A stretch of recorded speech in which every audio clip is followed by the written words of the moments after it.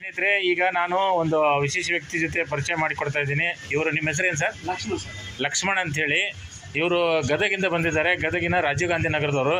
ಇವರು ಪಾತ್ರೆ ವ್ಯಾಪಾರ ಮಾಡ್ತಾರೆ, ಕೂದಲ ಪಾತ್ರೆ ವ್ಯಾಪಾರ ಮಾಡ್ತಾರೆ.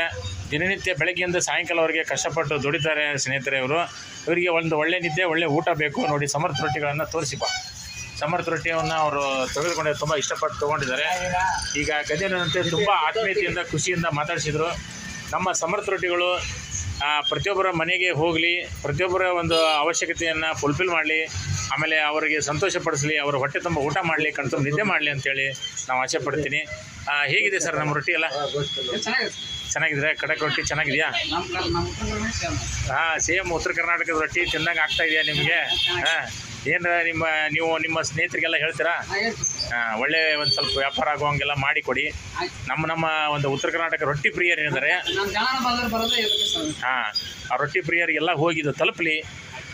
ನಮಸ್ಕಾರ, ಹೋಗಿ ಬನ್ನಿ. Thank you.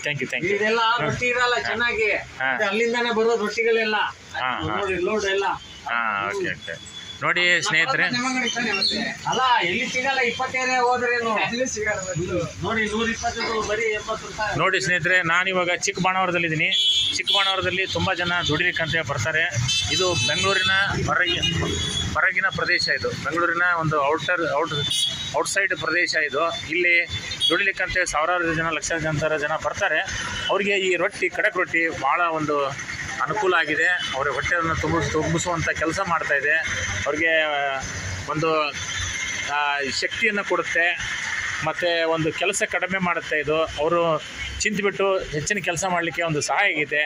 ಇದನ್ನು ಹೆಚ್ಚು ಪ್ರೋತ್ಸಾಹಿಸಿ ಸಮರ್ಥ ರೊಟ್ಟಿಯನ್ನು ಎಲ್ಲರಿಗೆ ತಲುಪುವಂತೆ ಮಾಡಿ ಅಂತ ಹೇಳ್ತಾ ನಾನು 2 ಮಾತು ಮುಗಿಸ್ತೇನೆ. Thank you sir. ಥ್ಯಾಂಕ್ಸ್.